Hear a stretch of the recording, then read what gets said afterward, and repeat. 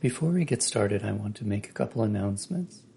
First, I want to share one of our upcoming seminars. 2020 in Turmoil, a Jungian Astrological Perspective, with Boris Matthews, PhD, LCSW, NC-PSY-A, on Saturday, June 20th, from 1 to 4 p.m. online via Zoom. So if you're interested in that course, you'll have to adjust for your own time zone, of course. You can register for this course on our website, and we will send you a link to participate via Zoom the morning of the course. There are 3 CEs available. We're currently offering our courses online at 60% of our regular rate during this time of uncertainty.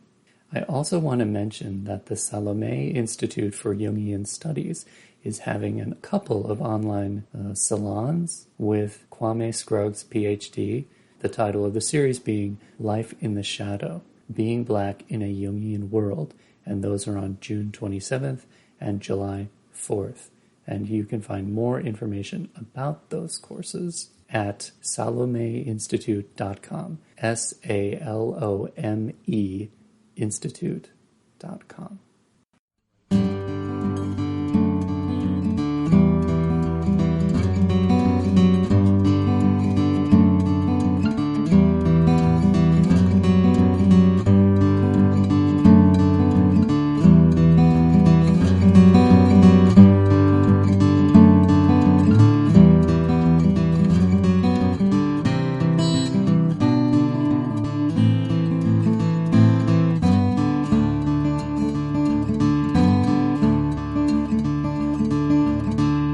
Welcome to the Jungian Anthology Podcast, analytical psychology seminars from the archives of the C.G. Jung Institute of Chicago.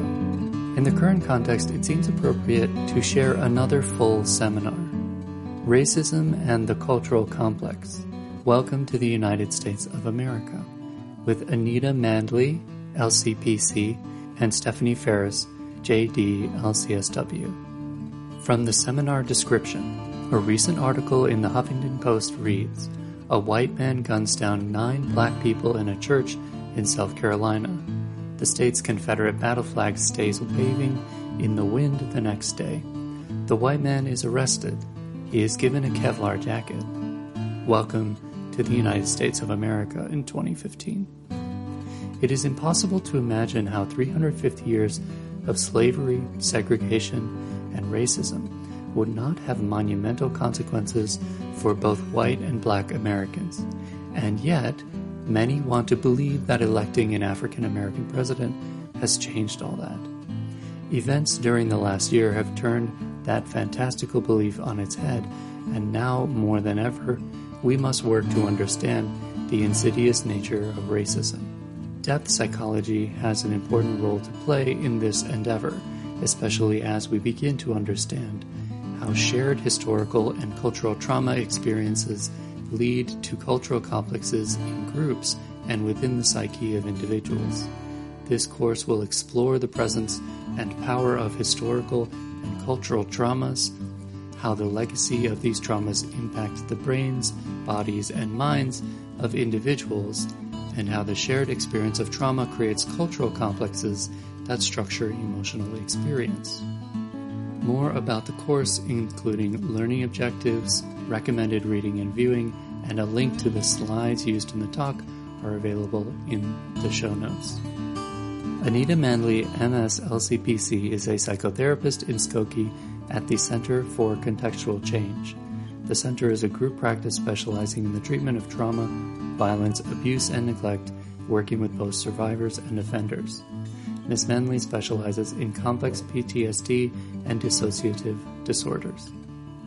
Stephanie Fariss, JD, LCSW, is a psychoanalyst in Chicago and member of the Chicago Society of Jungian Analysts. She has a private practice in the Chicago Loop, where she sees individuals and couples and runs psychotherapy groups.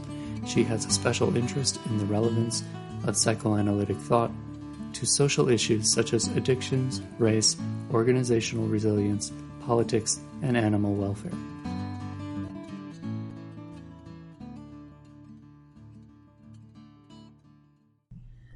One cool evening, a mother and a father took their 5-year-old son to the theater on the Upper West Side of New York City. The theater was crowded, and as the family rode the escalator down to the ground floor, the little boy got in the way of a white woman who pushed him aside and said, "Come on." The father's reaction was strong and immediate. He turned and spoke to this woman with words that were hot of the moment and of all of his history. She shrunk back, shocked, and a white man spoke up in her defense. The man was soon supported by other white people in the assembling crowd. The white man came closer, grew louder, and as the father pushed him away, the man said, "I could have you arrested." The father came home shaken, filled with a mixture of shame and rage. Another father might have left it at that, but this was Ta-Nehisi Coates. In the newly published Between the World and Me, Coates writes of this and many other revelations in an attempt to share with his now 15-year-old son his personal journey to discover what it means to be a black man in America. He goes on, "I have told that story many times, not out of bravado, but out of a need for absolution. I have never been a violent person.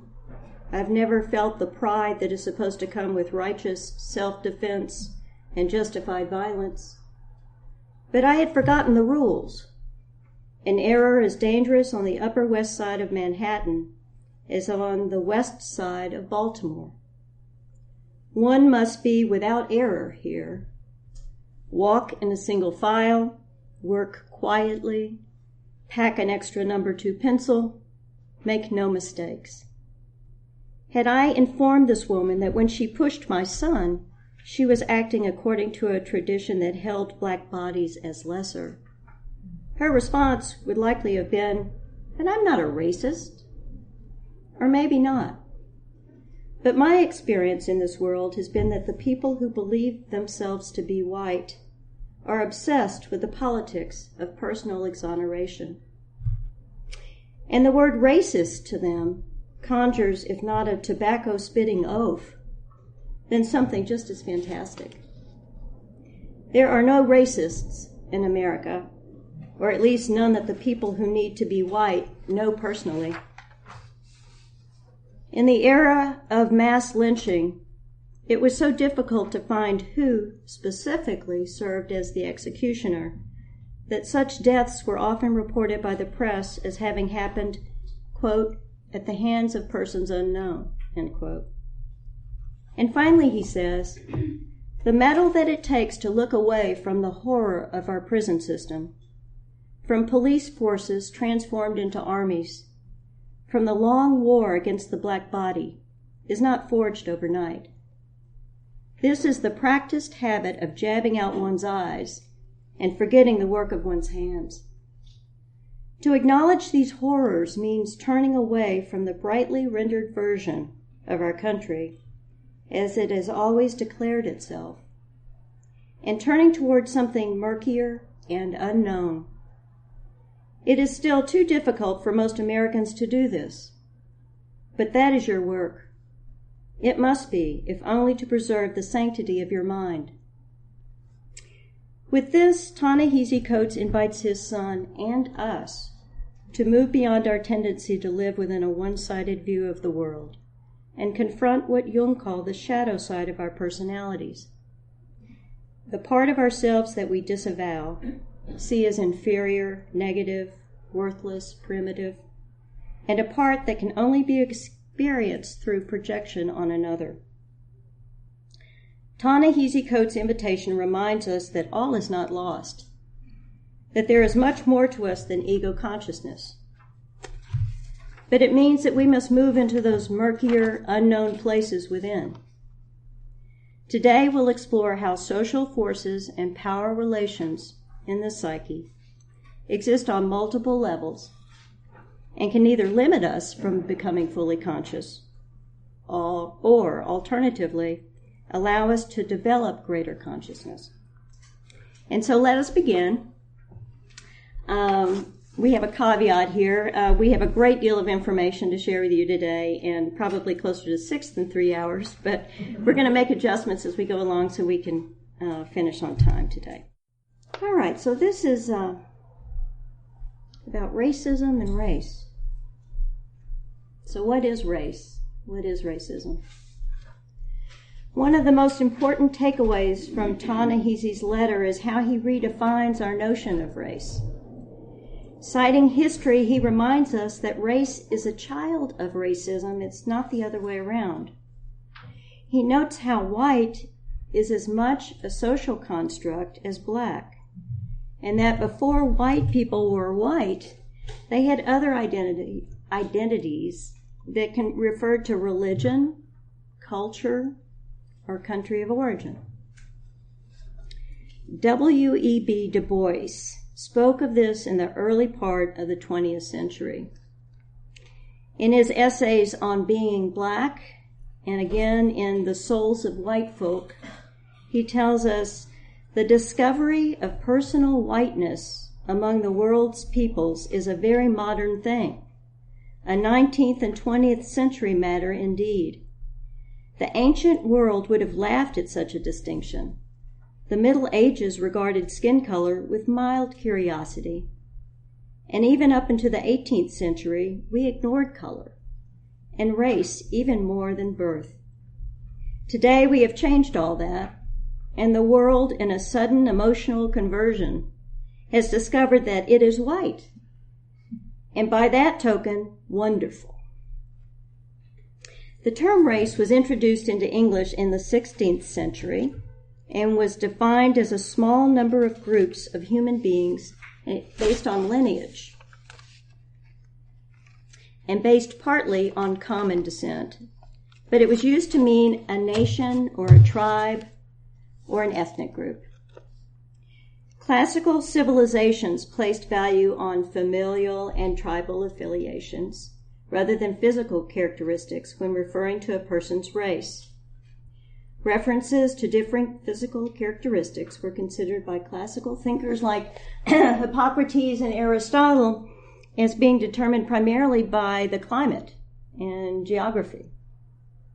So here I wanted to show you one drawing, a diagram that Jung had for the psyche.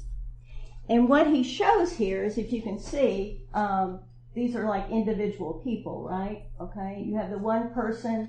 In the one, he lives in an isolated nation. Okay, we might say that H, central energy, is like the collective unconscious, and going on up through the various levels, we're talking about more archetypal energies. And then you move into E, which is an ethnic group. Again, people are connected in this situation together. But in D, the nation is separate. These two are connected in terms of nations, but this is separate. So in a way, and then he moves into tribe, and then family, and then the individual. And you might see this as various degrees of what the cultural unconscious might be composed of. So you have the individual family, which is more the personal unconscious. The tribe, nation, ethnic group, much more of the cultural unconscious. And then the primitive human ancestors down through the central energy, more of the collective unconscious. So back to race. The Enlightenment changed all these early notions of race when Europeans began to define race as a biological concept. Linnaeus, the modern concept of race was an invention originating in the 18th century with this man, Carl von Linnaeus. He created a taxonomic system to classify life, plants, animals, humans, including a system using color to classify races and assigning moral and intellectual capacities for each.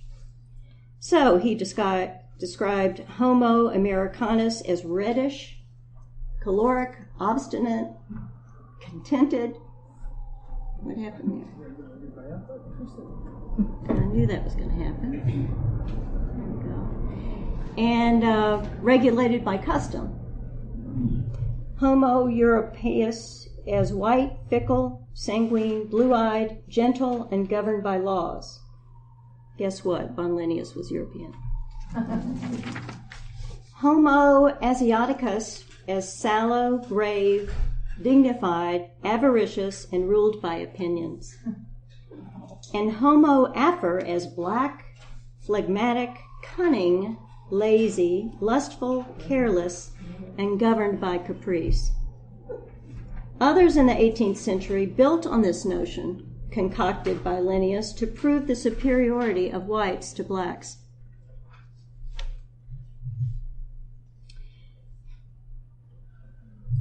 Okay. Then came along someone named Johann Blumenbach, who classified 5 varieties of man: the Caucasian, which was the white race, the Mongolian, the yellow race, the Malayan, the brown race, the Ethiopian, the black race, and the American, the red race, probably because we're so angry.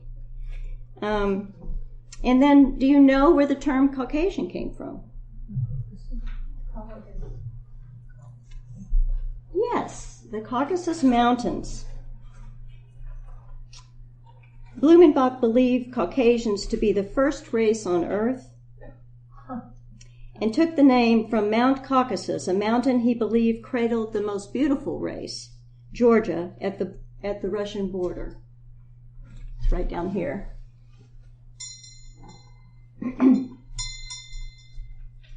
It is near the place where it was thought Noah's Ark rested after the flood. And in Greek mythology, it's where Zeus chained Prometheus to a rock. That is all. And now we have a white race and a black race. Scientists pursuing racial classifications in the 1800s relied on Blumenbach's classifications, cementing the term in anthropology as well as in cultural history.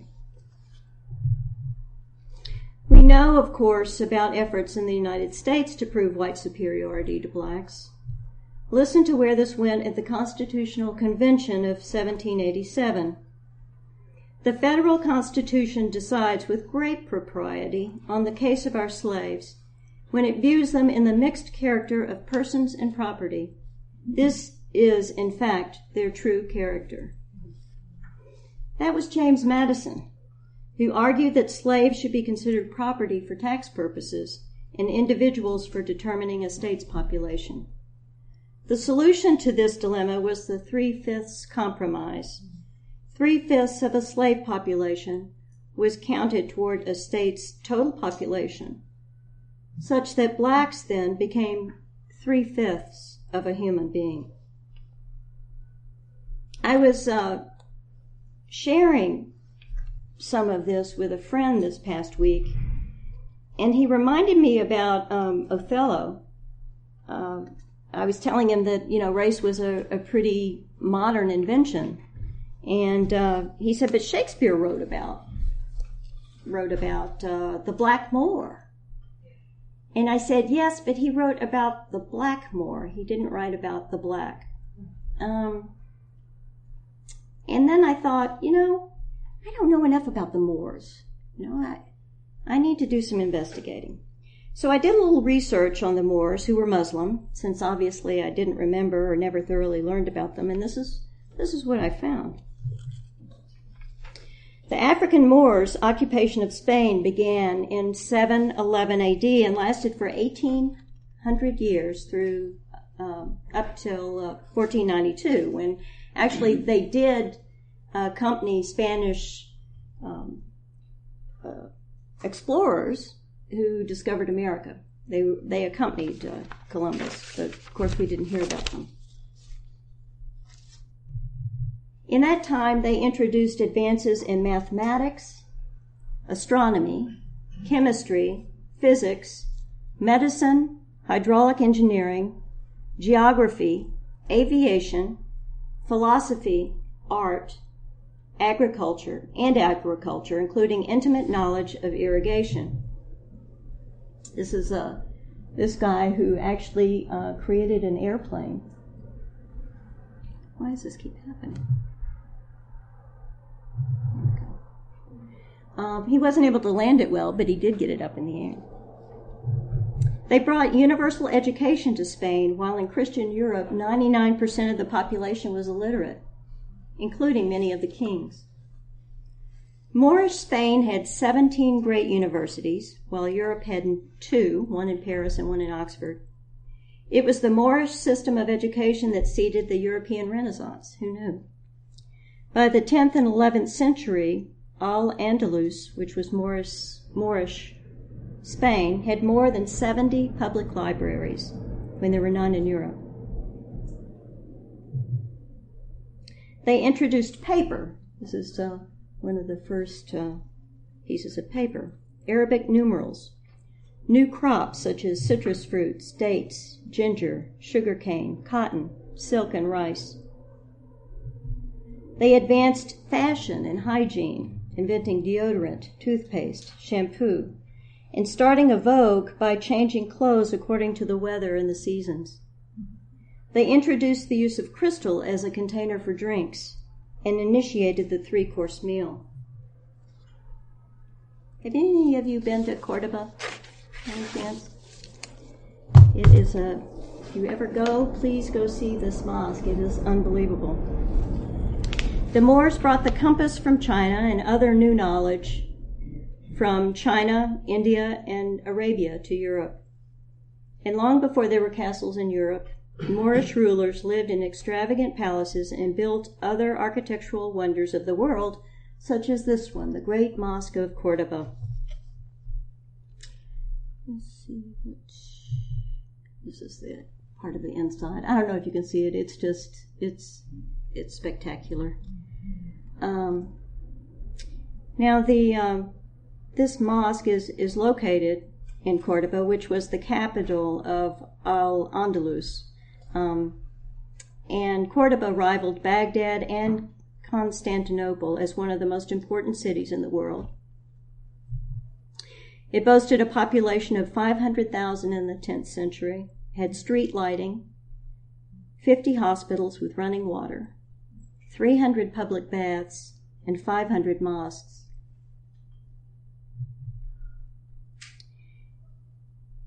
This is, should have moved that along. In Cordoba, the Moors, Jews, Muslims, and Christians live together in harmony. This is a part of that community that still exists. So why am I telling you this? Why is this important? The original Moors, like the original Egyptians, were black Africans.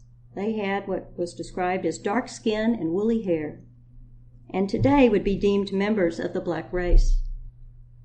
How many of you knew the story about the heritage of blacks in America? You mean about the Moors? Pardon me? You mean about the Moors? Well, as being a heritage of African Americans. How can it be that we don't know this? How many black Americans are unaware of their rich history? In a 1913 sociological text, the American Charles Elwood wrote, "The problem of the Negro and of the Indian, and of all uncivilized races, is essentially the same. The problem is how a large mass of people, inferior in culture and perhaps also inferior in nature, can be adjusted relatively to the civilization of a people much their superior in culture." So I'm arguing that by internalizing a culture and value system that promotes the superiority of one group over another, the people deemed inferior lose connection with their own value system and culture and begin to believe that all things associated with whiteness are superior and that all things associated with blackness are inferior. After centuries of slavery and decades of institutionalized oppression, Many blacks have adopted the culture and value system of white racist America. I liken this to soul murder. It's a term created in the 19th century as well by playwrights Henrik Ibsen and August Strindberg. It means, quote, the destruction of the love of life in another human being.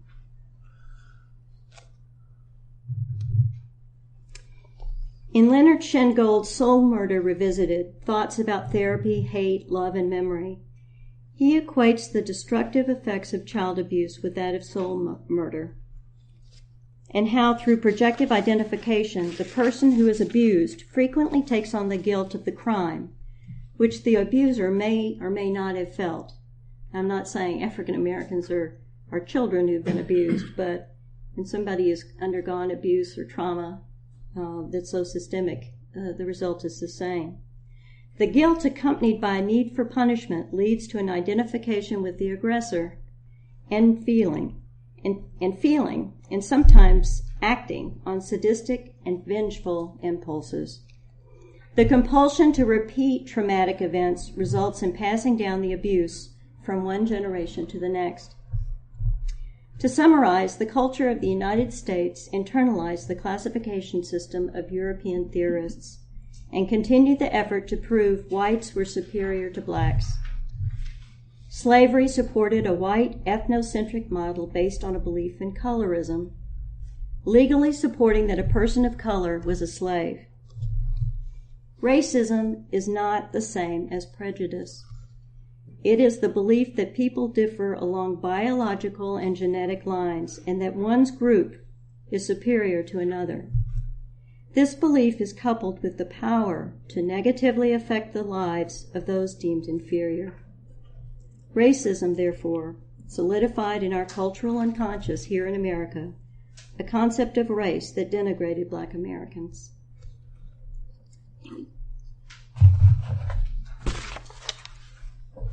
So, you want to switch it up? She's doing it. Can everybody feel their feet? Mm-hmm. Yeah. Let's check in. Excellent. Okay. All right, Eric. I know you got my back. You're doing great. Okay.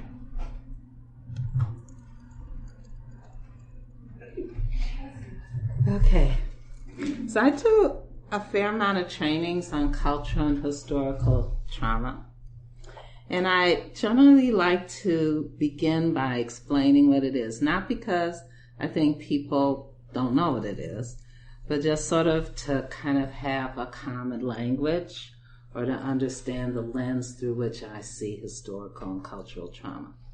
And I know we probably have a variety of ways people got to this training and perspectives they have on this kind of conversation.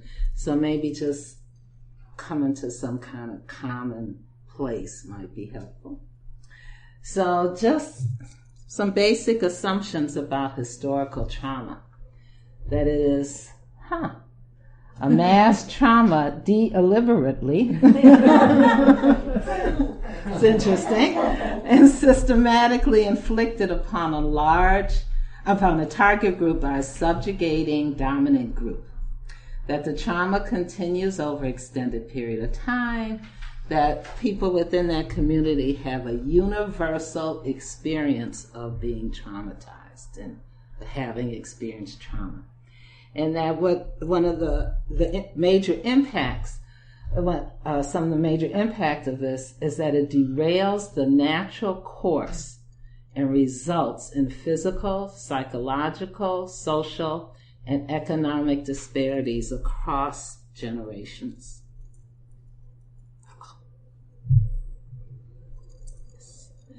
And so how is historical trauma manifested? In this one, historical unresolved grief. And somebody earlier mentioned loss, right? This unresolved loss and grief, because there's actually rarely a context to, number one, even acknowledge that loss has happened, and two, a path for even discussing it or talking about that there actually has been loss, right? And so what have African Americans lost? What do you think? What do you think people have lost as a result of slavery? That's not talked about or resolved. What do you think? Any ideas?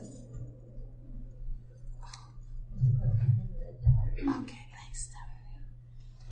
What do you think we've lost? A loss of ambition. Okay. Personhood. Oops. A loss of ambition? Identity. Huh? Identity. Could you say a little more about that? Clear sense of self, of who they are. Okay.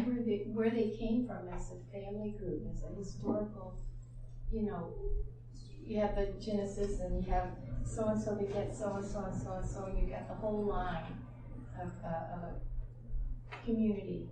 So they might not have that. Right. Or loss of safety. Loss of safety? I would say loss of self-esteem, and I would go a little wider with the definition in terms of African American. I mean, somebody can walk into that without a history here. Come from Africa today, and it wouldn't take long to feel the cultural bias effects. Anything else? Okay. Equality? I heard it, but I didn't. That's from me. Loss of Equality. equality. Loss of value. Dignity. Okay. Culture. Okay. There's just the original loss of freedom. The original trauma of enslavement and the Middle Passage, of loss of just freedom, as well as home and everything. I mean, all that is lost when we leave a space, but added to that was that it was involuntary. It was violent. Something lost. There's so much that's lost in that. I think it's a part of loss, but it's also a gain. The gain of shame and feelings like that. So it's from loss, but you get something. Because actually shame is the secondary emotion of powerlessness. Right? We even see it with dogs. Right?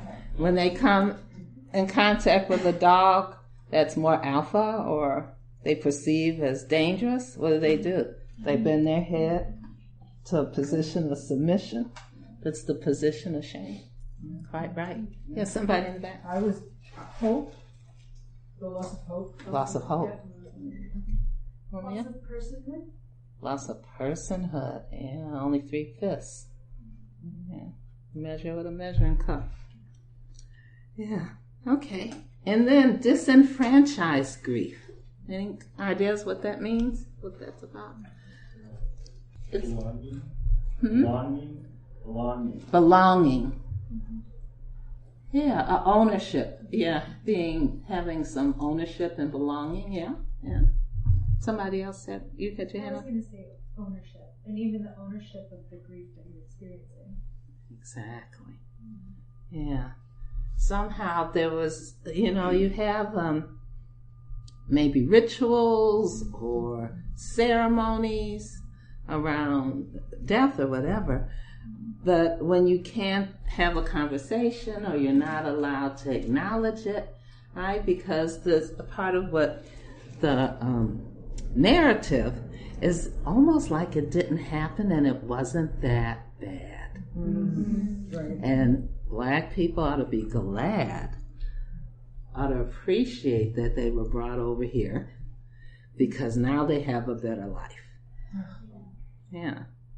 Yes? Which to me means that you can't even claim or touch what you feel. I mean, you must feel things at some level, but you can't afford to ground yourself in feeling.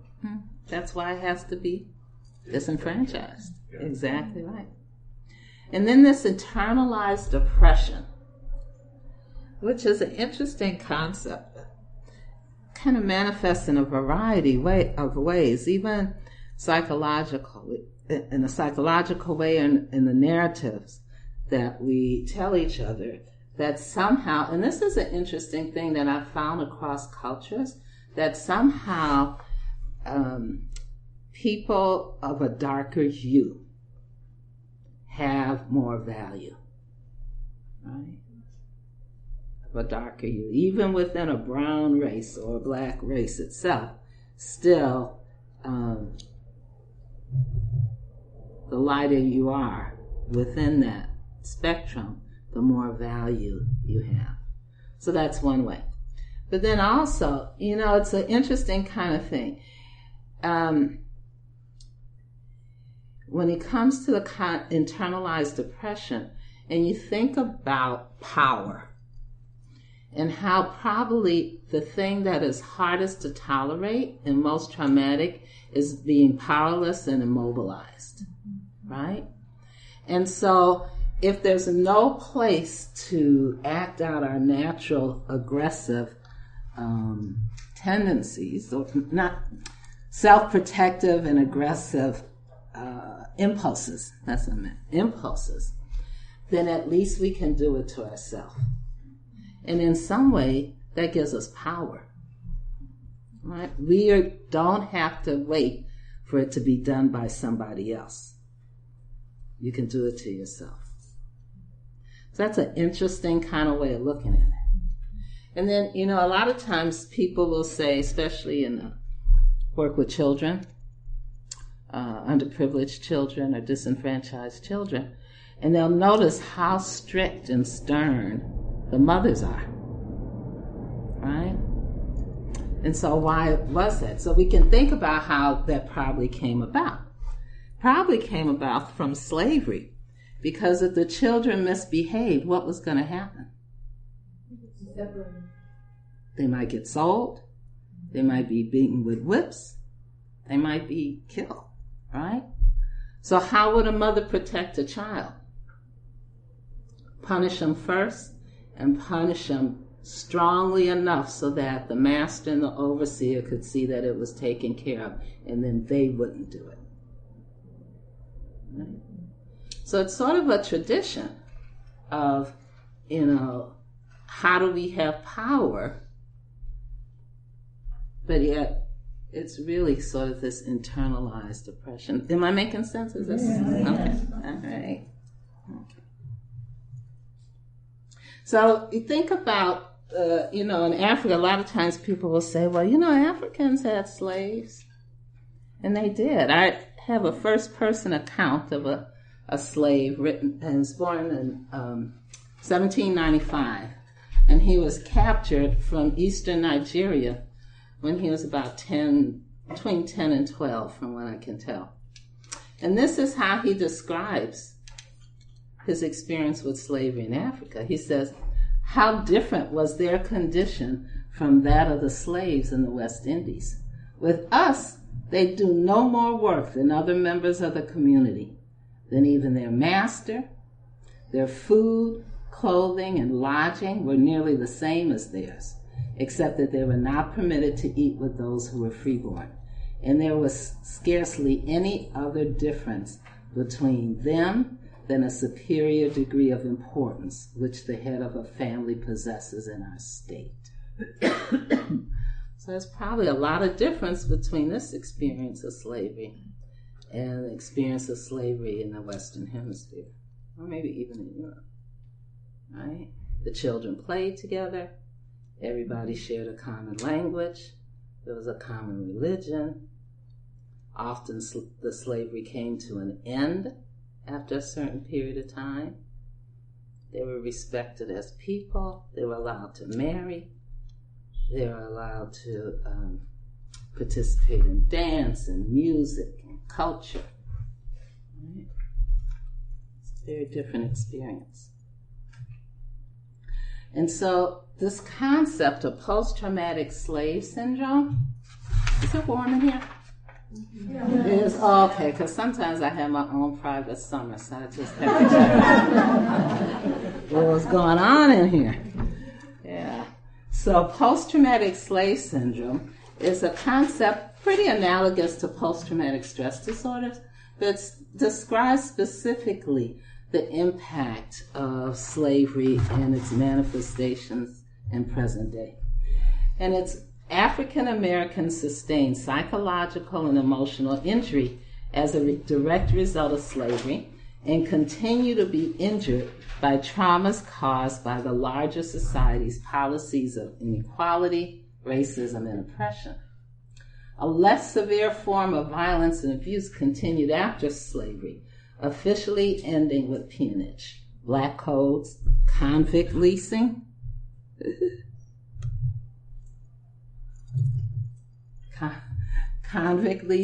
lynchings, beatings, threats of life and property, the rise of the Klan, Jim Crow segregation, the death of Emmett Till, the race riots of the 1960s, the 1989 beating death of Mulugeta Sarah, an Ethiopian American, by white supremacist groups, the near election of an ex-Klansman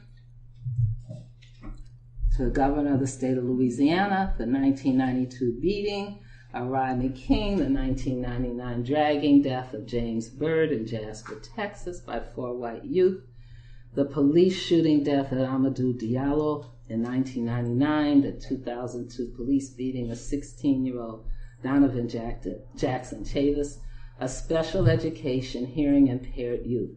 All of these events and more remind African Americans every day that the trauma has never really ceased and that it is likely to continue if there is no intervention. And I think this is kind of the recent experience of African Americans with this police shooting situation and shooting of young black males and females, actually. And so this is from another slave narrative, Ida Hutchinson, born 1865. They say Negroes won't commit suicide, but Esom told us of a girl that committed suicide. There was a girl named Lou who used to run off and go to the dances. The patrollers would try to catch her, but they couldn't because she was too fast on her feet. One day they got after her in the daytime. She ran to the cabin and got her quarter, which she had hid. She put the quarter in her mouth. The white folks didn't allow the slaves to handle no money. The quarter got stuck in her throat and she went all down to the slough and drowned herself rather than let them beat her and mark her up. They intended to make an example to the rest of the slaves, but they didn't get Lucy. So it's an interesting kind of thing because that's sort of a narrative of survivor and power and value. Suicide.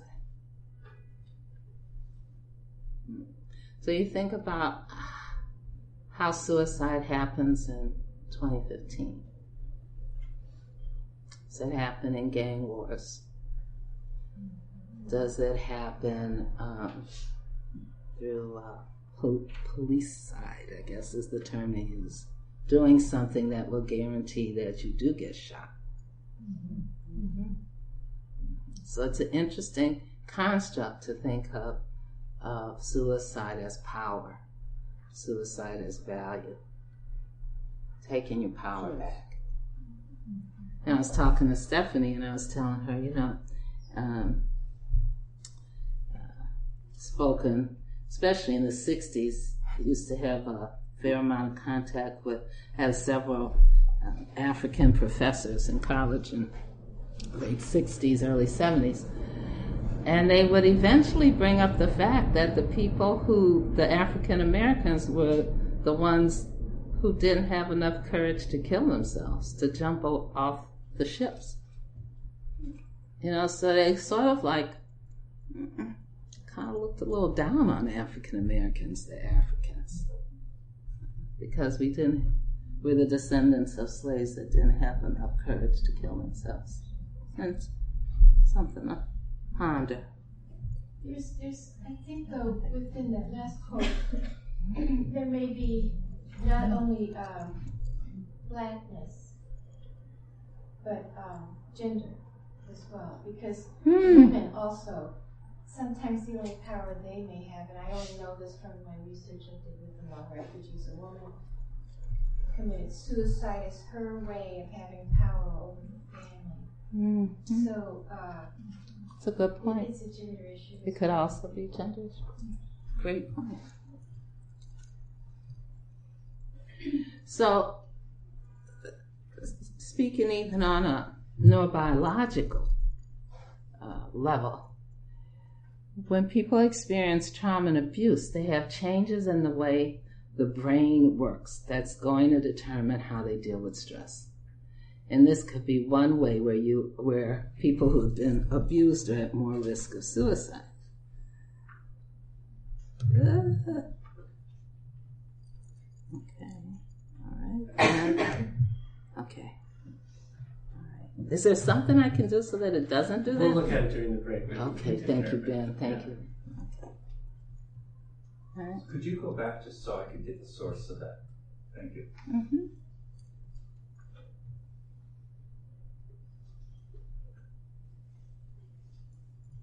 Thank you. And then also what science is telling us now is that there's a new biological model of PTSD and therefore PTSS, post-traumatic slavery syndrome, in which there's an actual alteration of genes, and that it changes a person's stress response and leads to the disorder of PTSD, PTSS. So there's a genetic thing that also is happening.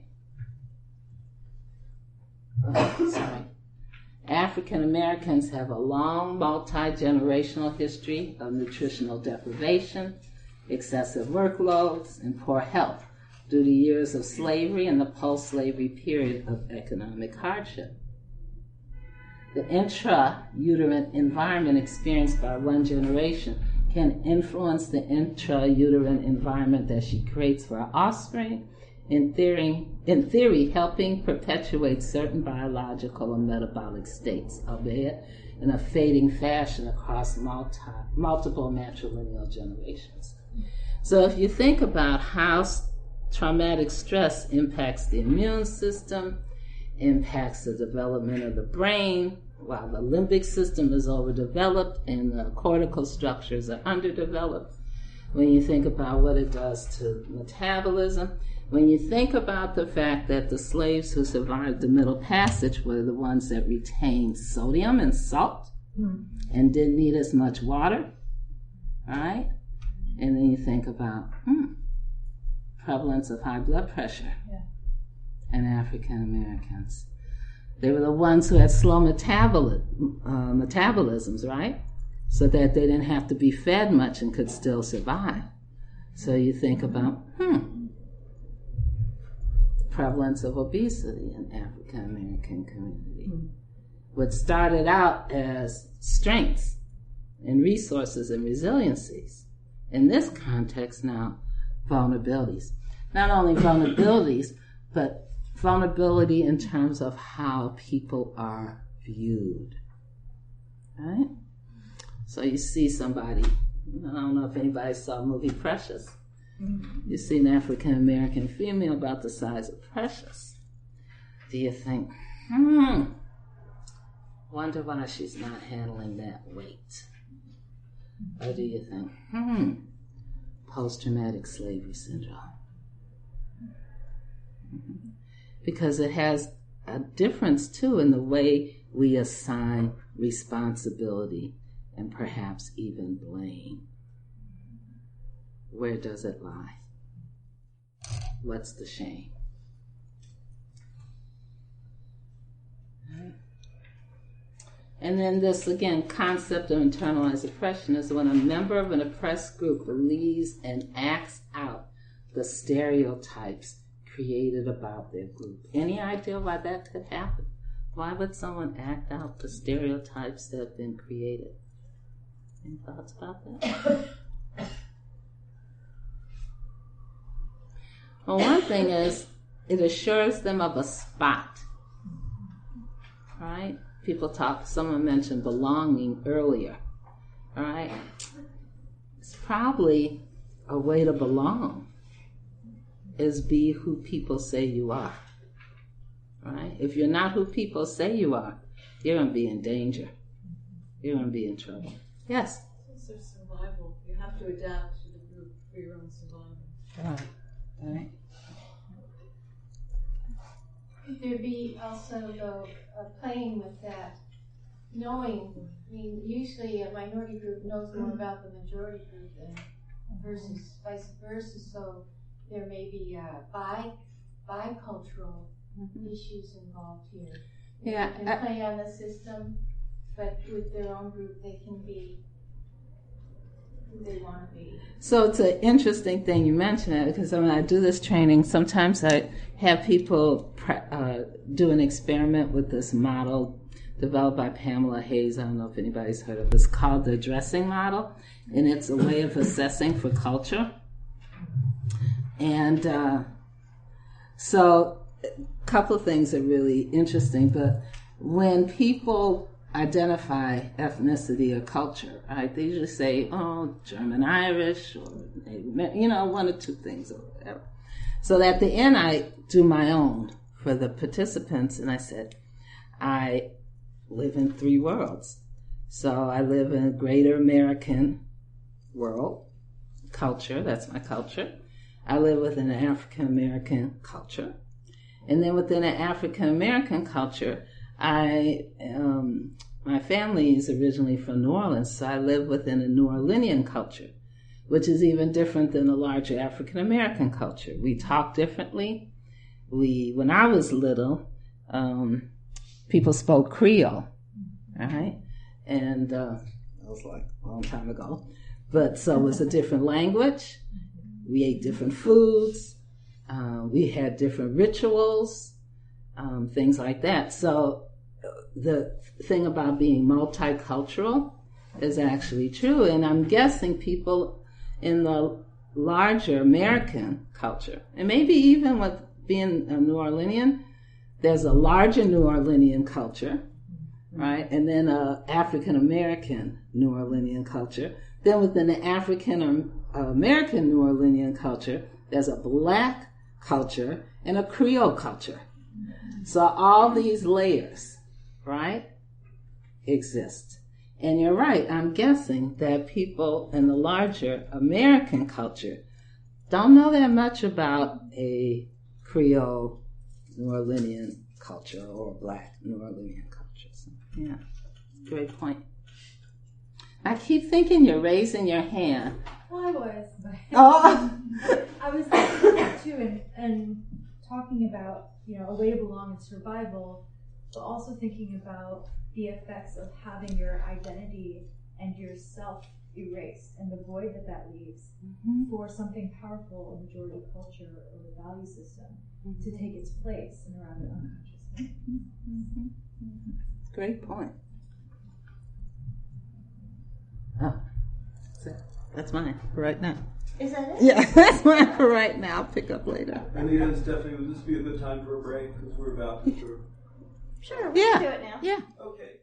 All right, I'm going to talk. We're running out of time, so I'm going to maybe skip through a few parts of this. But how many of you are familiar with Jung and Jung's structure of the psyche?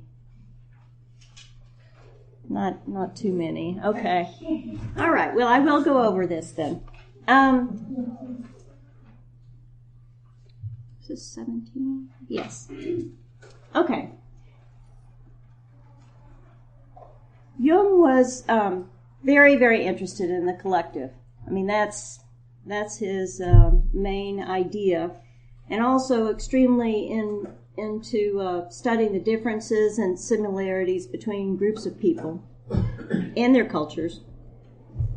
He explored sacred traditions and symbols of other peoples throughout the world, and as well as national personality characteristics.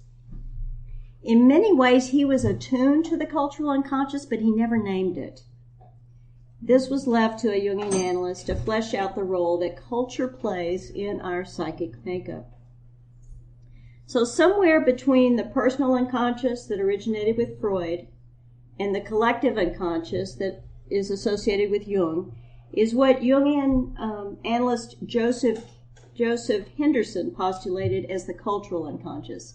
And I talked to you about that just at the beginning with the wavy lines and all the different layers.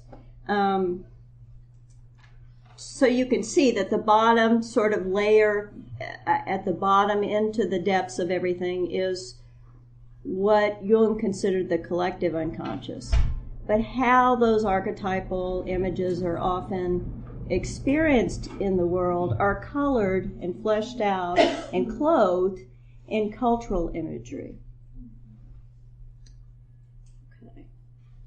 So the cultural unconscious is the layer of the unconscious that's structured by large cultural patterns and attitudes that exist in groups.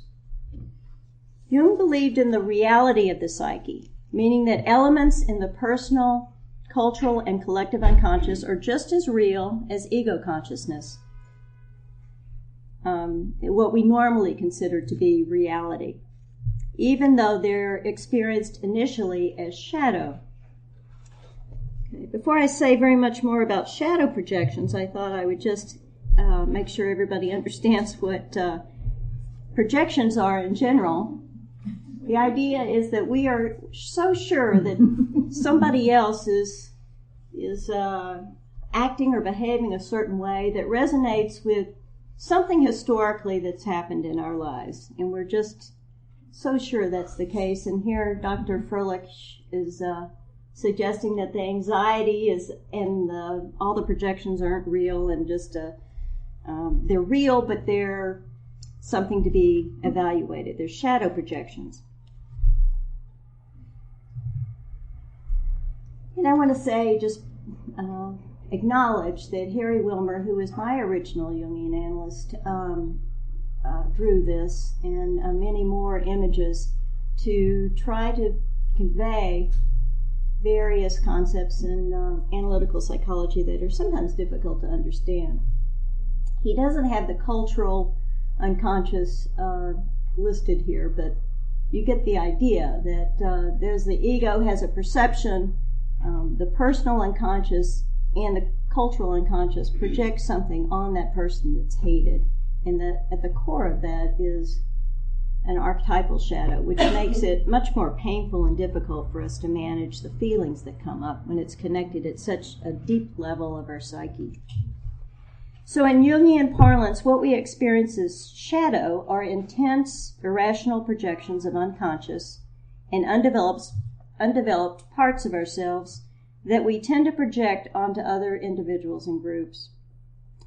He defines the shadow as the unknown side of the personality, its inferior, less developed qualities. And so the work of analysis, or any time we're moving into the murkier parts and the unknown parts of our psyche, involves a confrontation with one's own shadow.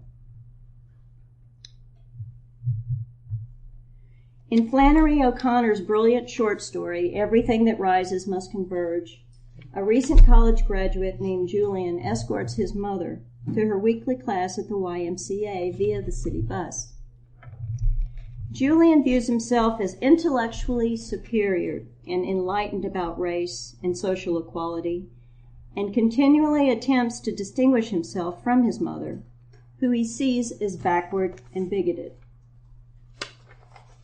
Throughout the story, it becomes increasingly clear that while Julian is irritated with his mother's racist attitudes, he lacks the ability to relate or connect to African Americans and has no more understanding of them than his bigoted mother.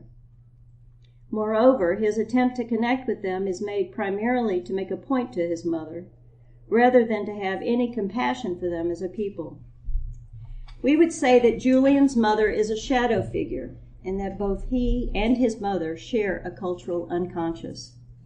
His attempt to embrace a new social order through rebellion against his mother's antiquated views keeps him safely in the bosom of a cultural unconscious that keeps African Americans separate and apart, alien to their experience.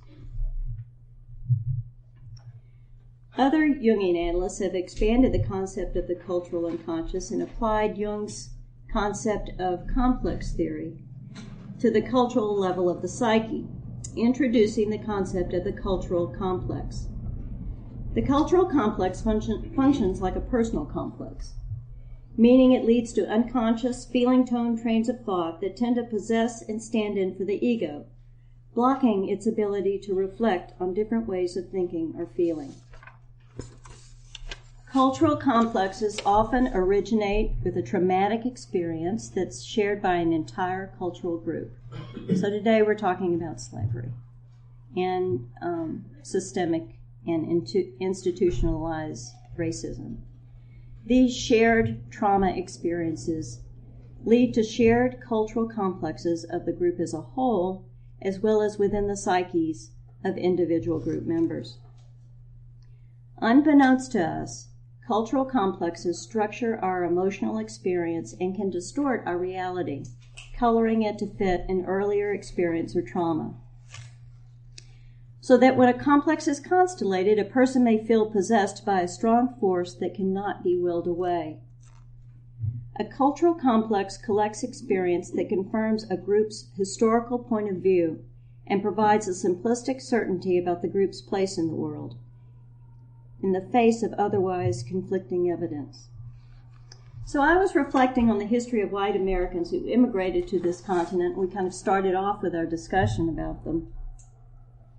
Many were escaping religious persecution. And as many of you know, the earliest groups of people to arrive on this continent or primarily were Puritans and a group called the Levelers. They struggled against a fear of the primitive, namely the American Indians as they saw them, and engaged in witchcraft trials to protect them from the unknown. They were terrified of the unconscious. The foundation of the Puritans' belief that the world was a corrupt place, but one that could be transformed through hard work, eventually became the cornerstone of the American dream, one of mastering one's own destiny. Like Julian, who saw himself as beyond the traumas and small-mindedness of his antiquated mother, European immigrants who landed at Ellis Island were eager to leave behind their pasts, their painful pasts, and discover a piece of the American dream.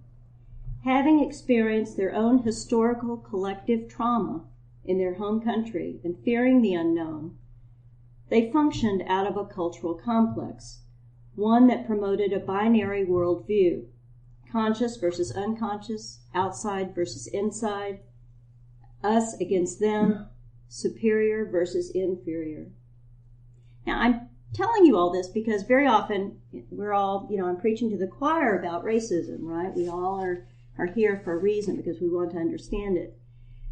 But often what we're talking about has to do with what's wrong, what's systemically wrong, and how we can help African Americans, right? What we can do. But we're not working on ourselves, which is really what the cultural complex is all about. What is our history? What are our traumas? What is it that leads us to be caught in a cultural complex so that we project things on either other white people, black people, whoever, who seem different, right? And we then lack an ability to stay focused, centered, and reflect on what we're projecting. Analytical psychology invites us to value experiences that stem from a world field other than that of the conscious mind. We're encouraged to be open and curious, willing to suffer impingements, and face the fear that comes when facing what is when one is facing what is murky and unfamiliar. Within the United States, whites have historically considered themselves to be regular and in alignment with dominant social norms, certainly not ethnic. This white system, based on patriarchal European ideas, and somebody brought up gender, we live in a patriarchy, holds the development of individual autonomy in high regard, whereas in most cultures, a person is defined as a social being, and developing a capacity for empathy and connection with others is the developmental ideal. Now, this goes against even the cultural unconscious of Jungians, right? Jungian analysts, which is all about individuation, separating yourself from the collective, finding your own individual path. But we also need to look at what that leaves out and what that cultural complex is and what we need to do possibly to look at other cultures, what they have to offer us that we are not responding to or integrating within ourselves. I'm going to stop here just because we're running out of time, and why don't you pick up from here? So, now this is a slides I didn't change the wording too much because it's actually a quote. So I know Stephanie told me not everybody in here is going to be a therapist, but still, I think probably all of us are people of goodwill. If you're not a person of goodwill, raise your hand. So, Stephanie was just talking about sort of like concepts of our own cultural complex and our own shadow parts or whatever. And as people of goodwill, psychotherapists or people tend to see themselves as non-judgmental and lacking in malignant bias. They are in many instances trained to become aware of their judgments and to let them go, and cautioned to maintain neutral, objective stances in relationship to others, clients. This narrative of the unbiased, non-judgmental is deadly to the development of kind of cultural confidence, because it presumes a way of being that is difficult, if not impossible, to achieve. So Stephanie would say, it is difficult, if not impossible, not to be impacted by our own cultural complexes. Is that right, Stephanie? That's exactly right. All right, I'm getting it little bit by little bit. Yeah. So I can tell you like a couple of examples. First of all, just to say how I even got interested in this topic, and I told the story to Stephanie. I was working with a Jewish woman who had some trauma in her history, and she is probably in her early 30s, and she is the granddaughter of Holocaust survivors. And she was leaving my office. She said, it's so nice to sit with a therapist who's a survivor. I was like shocked, right? And I was like, I started to dispute it. And then I said, I just, like all these shadows started coming to my consciousness until I actually had to acknowledge that I was a survivor. That was really hard for me to acknowledge that. And then I began to see the power of it in my life. And I remember when Barack Obama was elected in the first time, and there's the Grant Park thing, and I took my daughter out of school, she's 7th, 8th grade or whatever, and I'm like, I want her to be able to tell her grandchildren that she saw, the first black president, right? So we go down there, we're chilling, everybody's having a good time, so to speak. And then he and his family came on stage.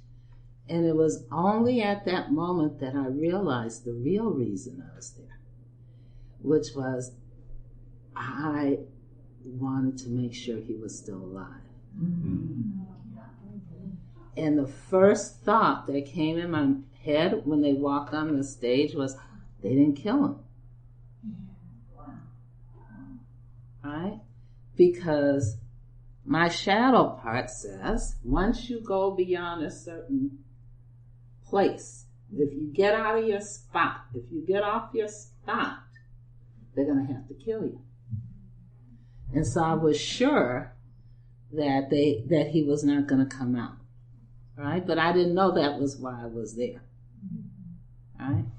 And then it's so interesting because I think there has been sort of a lot of what Stephanie refers to as attempts at the soul murder since he's been elected, right? But that's another topic for another day. But so just after my client told me that, these just little waves of experiences came into my consciousness, right? All these kind of what I would call dissociated pieces and constructs, things that I really didn't think about or weren't even in my awareness, just began to come online. You know,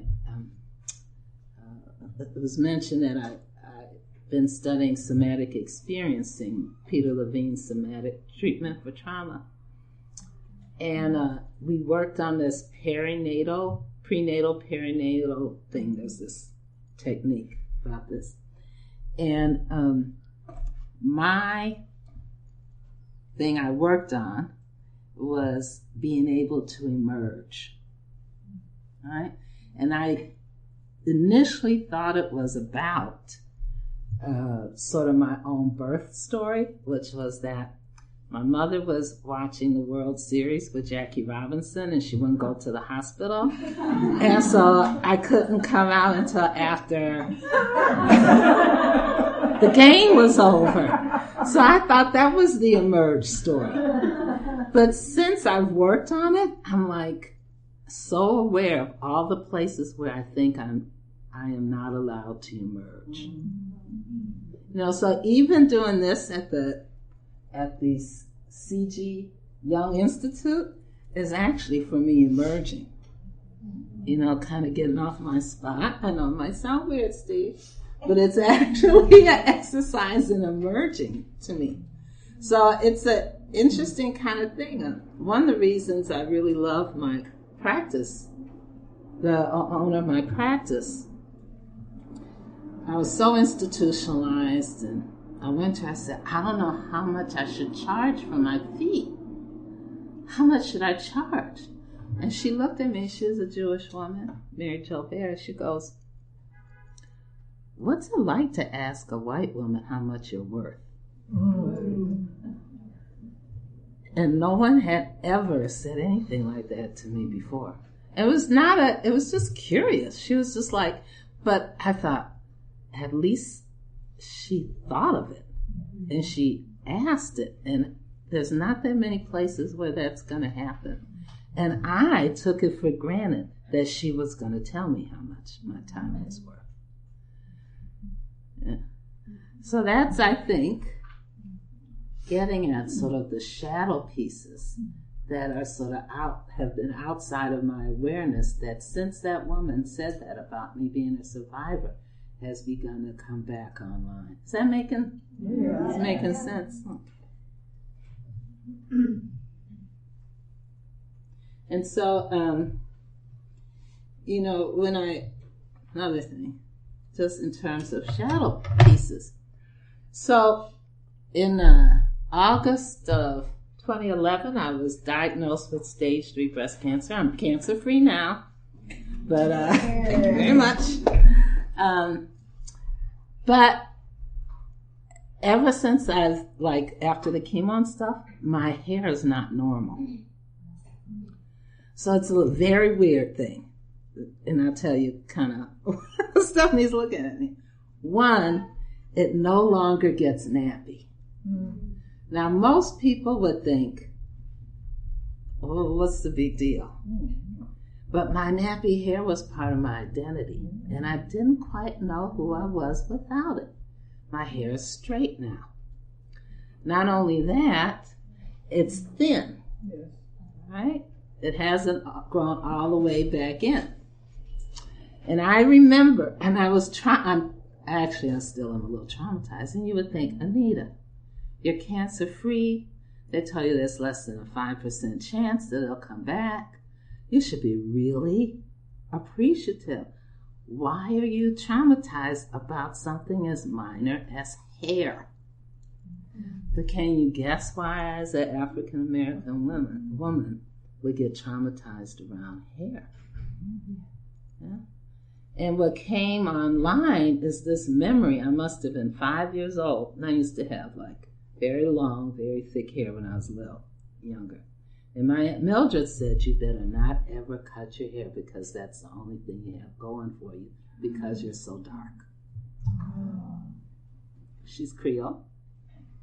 She's from New Orleans. That's her culture. That's my culture, right?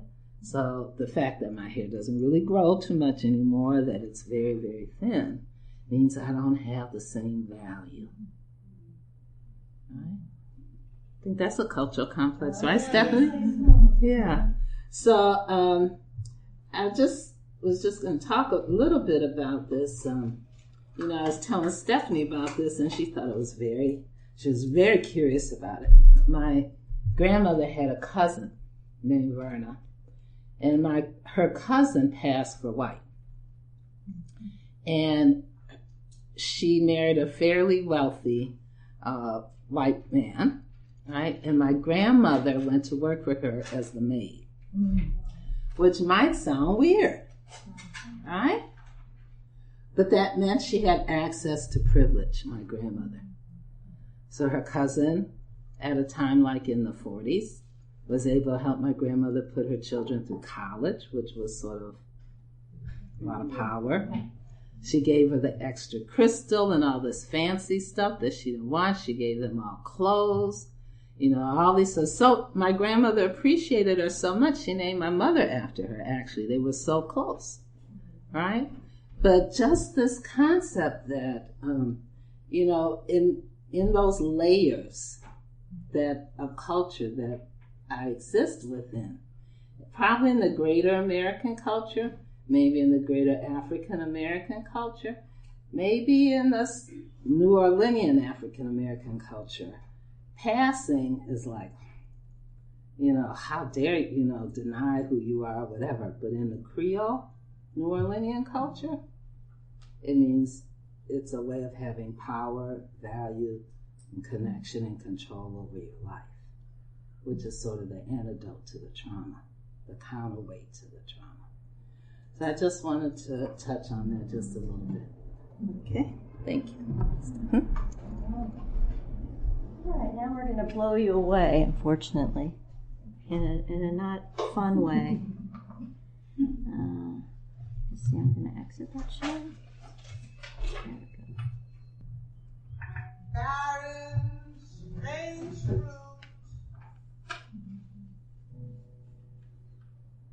blood on the leaves,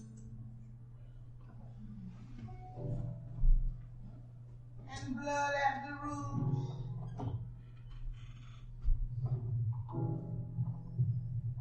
Black bodies swinging in the southern breeze.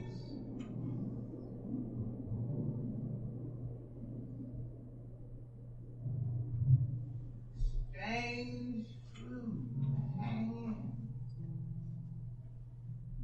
from the poplar trees.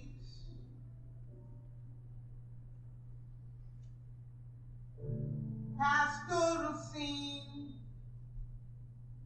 of the gallant South.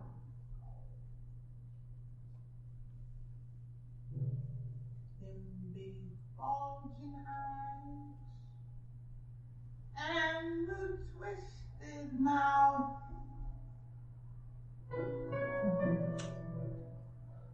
Scent of magnolia, clean and fresh.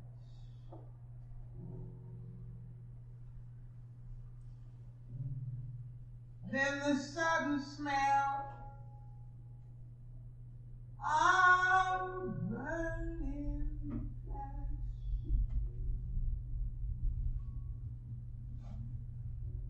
Here is a fruit.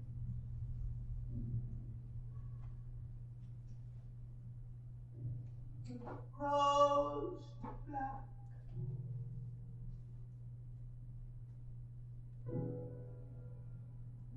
The rain together for the wind. to suck all the sound to rot all the leaves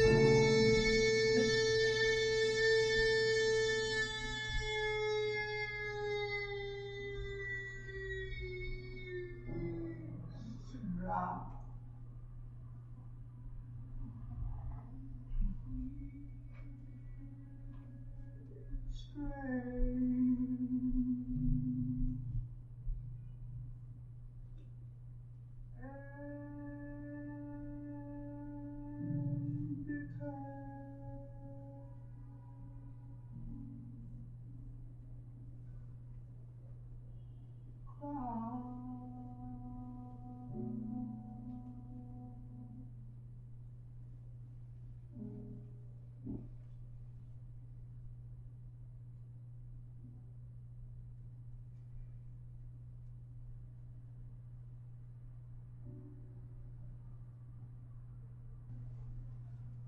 We're talking about racism post-slavery with that film.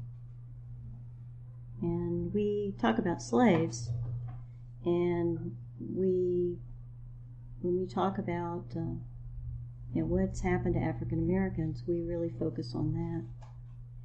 But we don't focus on what happened after that, and Anita said some things about it. The Jim Crow laws, the separate but equal way of operating, the lynchings that occurred whenever African Americans were able to be successful in developing communities. That was such an assault to white consciousness that had to be destroyed in some way. So I guess as part of this, and I think Anita's going to talk some more about microaggressions and things like that, but think about ways in which we operate unconsciously, carrying some of this in our cultural heritage, because it's in all of us, right? I see these pictures and I see the children there, and am horrified. And we talk about ISIS and what ISIS has done and how brutal. But this was just, this was within the last 100 years or so that many of these things happened. The episode in Jasper was 1999. So all within our lifetimes. So, do we need to process? You want to talk about this some? Because it's pretty heart-wrenching, and as Anita reminds me, what's the word you use? Activating. I was surprised to see women in the Ku Klux Klan. Somehow I didn't realize that there were women. Yeah, like we were somehow. Women should know Yeah, we were more virginal. Right. There was one thing that just a quick fleeting thought went through with a couple of those scenes there, where the people have their back against the hanged man. As it just reminded me how sometimes hunters will string up a deer and then take a photo of the catch. It's trophy kind of. Why don't you stand up here and join me? Yeah. It was, sad to see it that way. That it's just another animal, or and of course, animals have sensitivity too. So. But what do you think about the fear that someone would have, or what's going on with them that they would be so threatened by an African American person? I mean, it really points to how terrified many people in our culture are, in the white culture, of the unconscious, and what it holds. Yeah. I was aware as I was watching that how often when I've been shown images of the KKK or white supremacist groups, or even the proliferation of movies about Nazis and it seems to just keep coming and coming, that it's often a way for me to set myself apart and say, those are evil people who do evil things, and I feel so different from that. And I think a lot of white people in our country have that. And you guys alluded to this earlier, that we really like to position ourselves as different from those bad people. And what came up for me is wondering what on earth is going on unconsciously for, within me and people I know that are vestiges of this kind of hate and this kind of racism, and something less alienating than the images of the KKK. Well, I mean, I can give you an example. My Pilates instructor is an African-American woman. She's a little older than me, and I adore her. I probably wouldn't be standing here. I'd be crippled if it wasn't for her. She's just very gifted. And I was telling her about this workshop, and she just came back from Charleston. She and her husband both, he is one of the founders of Muntu Dance Company. I don't know if you're all familiar with that. It's an African-American dance company. And she does body work, and they went to Charleston to work with some of the congregational members that were a member of the church where people were killed. And she was talking about their faith, and I could say more about that, but the point I wanted to, in response to your comment, one thing I wanted to say is I was talking about this, I was talking about the shadow, and I was talking about the dark parts of oneself, and then I realized what I've said in terms of dark and what that meant. And I said, you know what, that right there that feels like a microaggression. I wasn't even conscious of my language and how that might come across or what that might feel like to someone who is identified as being dark, right? Anyway, she came back and was talking about she was talking to some of the women who are like in their 80s or 90s and the power of their faith. It really wasn't, I don't know how many of you saw the women forgiving the white boy that, whatever he... Dylan Storm. Pardon me? Dylan Storm. Yeah. Forgiving him. And we could have shown that too. It's extremely powerful to watch and imagine that people have the strength to do something like that. And of course my friend Judith Cooper told me about a New Yorker article that she sent me about how that in itself is controversial among the African American community because they're forgiving, but where's the fight? Where is the African American standing up for oneself and saying this isn't okay? So even within the African American community, that's a tension.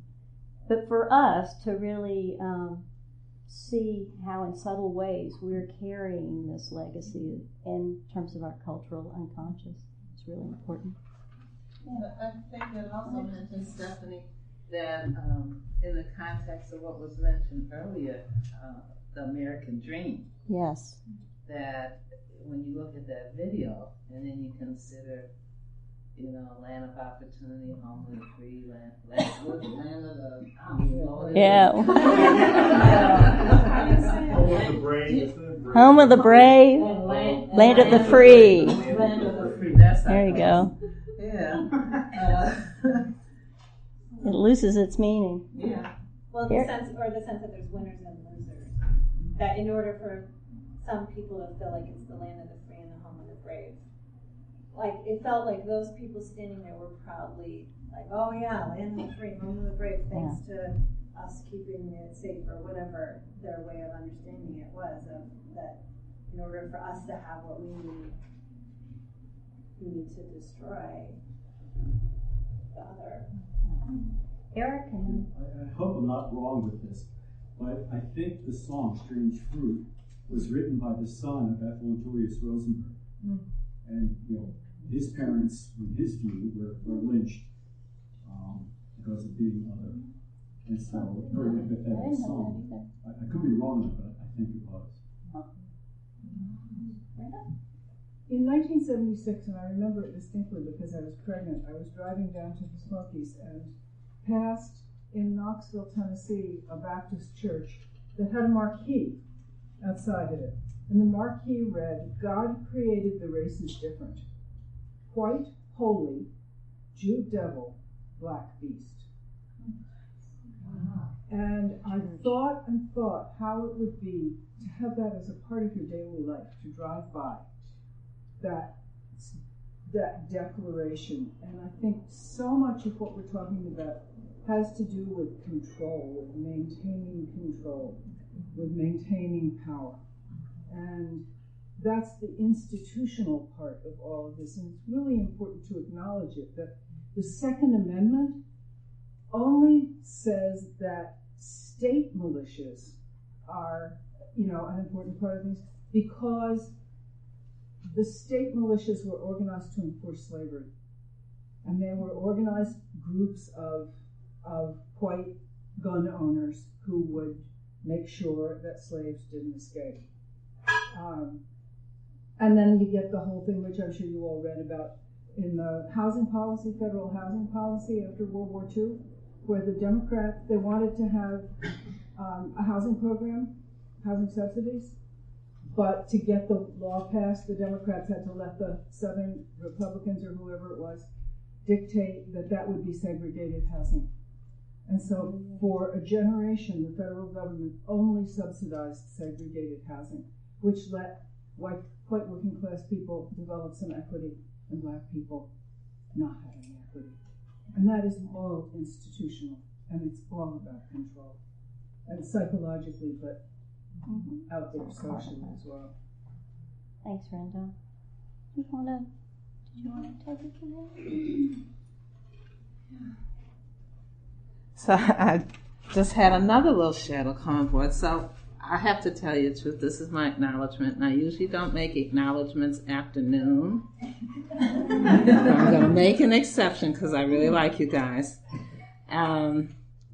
When Stephanie first showed this video, I said, Stephanie, you can't show all of that. They're going to be traumatized. And Stephanie, nope, it's okay. They can be activated. And so whatever. So when I was sitting there and I realized it was because of how activated I get. Because when I watch it, it's not about other people. It's really about me. And that could be me. And it does a whole different thing to my nervous system and to my brain or whatever, I think, because I identify so much with the prey, so to speak. So is that a cultural conflict, Stephanie? She's teaching me about this whole cultural thing. Yeah. And you know what happens to Barbara? me? Yes. What happens to me is I can make it all of the white people are other and the black people are other. That's not me. And as I watched it, that's what I was so aware of. Is, because you sort of brought to the core, we're also there. But it's just too hard for me to acknowledge any of that icky as part of me. Yes.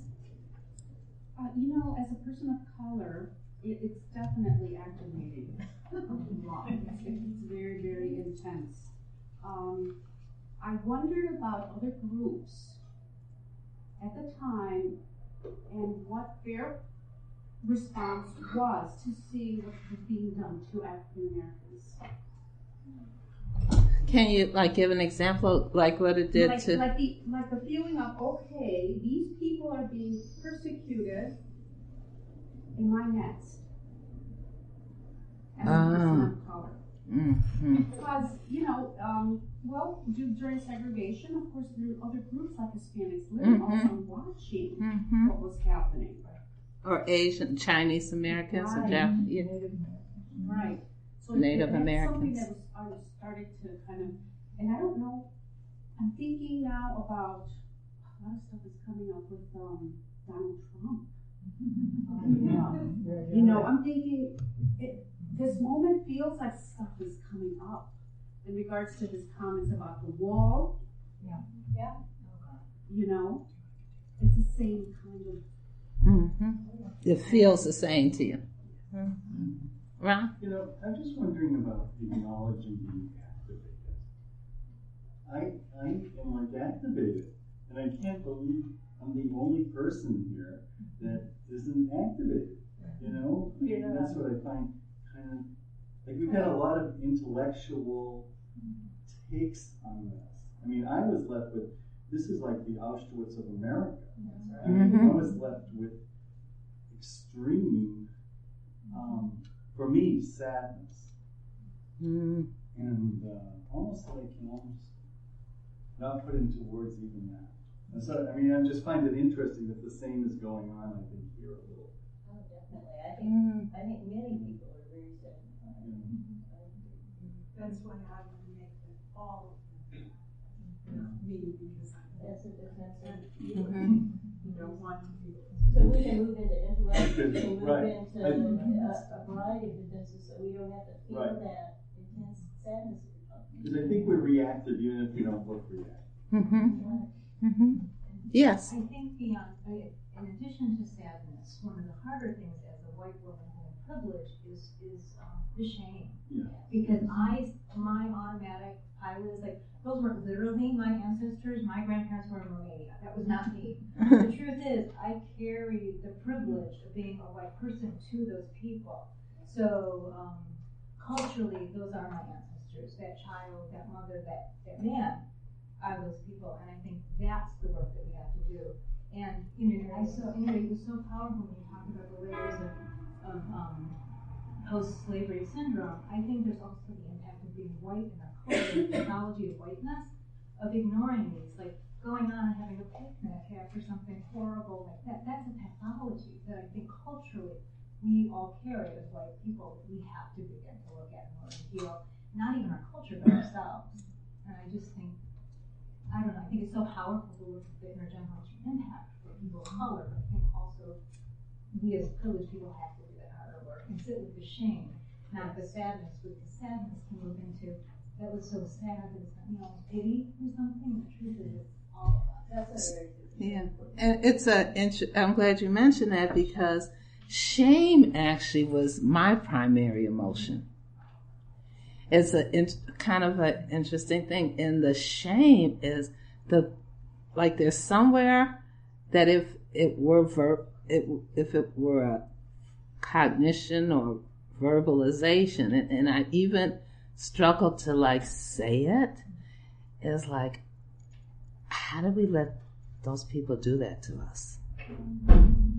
It's almost like, why didn't we jump off the slave ship? Do you know what I mean? The shame is in the powerlessness. And almost like, I work a lot with trauma survivors, abuse survivors, or whatever, and they always almost always carry this piece up.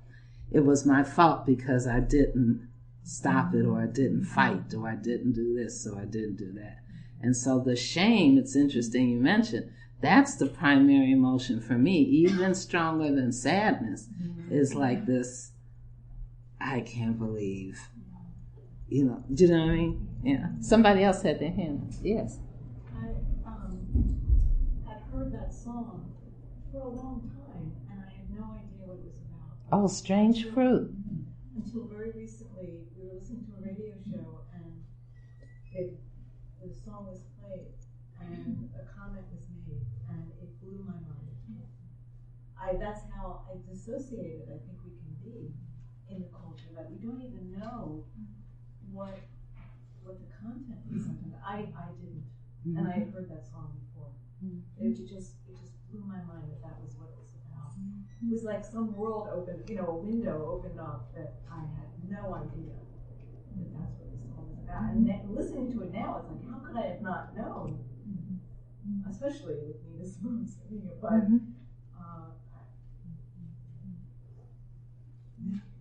anybody else need to use the words? I just wanted to say, this is, it might seem like it was provocative to show, but I think what Judith is saying about the music, the song, I think we live with this all the time, but it's way back there. It's not front and center, but it's front and center for African Americans all the time. And that's what we need to be much more aware of, is putting this out there for us to look at and face it and reflect on it and think about it, and have us understand how this operates in us. Very important. Yeah. Oh, yes. I'm trying to understand how this operates in myself, and I'm wondering if the flip side of shame is rage. That is, if you say shame is in the powerlessness, then it strikes me that rage or anger is a way of constructing an identity. And having some power. And having some power. Exactly but right. Would you then say that the people who are in the pictures that you just showed us are acting out their own shame? That could actually be like the projection of sort of like their own guilt and shame and culpability and need to make others lesser. Yeah. But not consciously. I don't think it. No, obviously not consciously, but I'm hearing some no's around here, and I'm wondering, why are you saying no? I'm just interested. I'm not saying that that's wrong. I just wonder why would people? What's wrong with that idea? I need to know that. I think shame, rage, a person's own inferiority, it could be so many things that is part of shadow. Right. That we don't want to see in ourselves, they didn't want to see in themselves, so they acted it out. And by projecting it on people that they thought were lesser than them. And would you say that shame is inherited? That is, if trauma can be inherited, would you say that the dimension of trauma that is shame is also inherited? On many levels. So it can be part of the personal unconscious, it can be part of the cultural, and definitely it's part of our archetypal realm. It exists. Yes. Great points. So I'm going to talk a little bit about the biology, neurobiology, and the evolutionary kind of way of bias. An evolutionary bias in psychology indicate that humans are coded to notice difference. Now, I know a lot of us with this relatively recent emphasis on neurobiology and the limbic system and the amygdala and all that, right? Especially within trauma. I think a lot of times we think the amygdala is registering threat. But how does it decide what's a threat? It notices, what it's actually noticing is difference, right? It's coded to notice difference, right? Because difference is really, since our primitive ancestors, is what was interpreted as threat. Sameness, or someone belonging to our tribe, more or less, so to speak, our species, our tribe, looks like us, was considered safe, right? And the social engagement piece comes on and all that. But then the amygdala registers threat, but it picks up difference in order to register threat. So it says, limbic systems, also implicated in the trauma response, light up and become active when data become available that another human differs in some way. Their limbic systems are the components of human brains that run in parallel, so side by side, they're not intersecting, with the cognitions of the prefrontal cortex, and that, as any trauma therapist knows only too well, can overpower the thinking brain, firing more quickly and with more impact. The notion that a therapist, or anyone I might add, can be unbiased presumes the absence of limbic system input, as well as of any personal life history that has ascribed meaning to difference, either positive or otherwise. No psychotherapist matches these criteria. So in other words, our limbic systems are always noting difference, and almost always, or often, difference is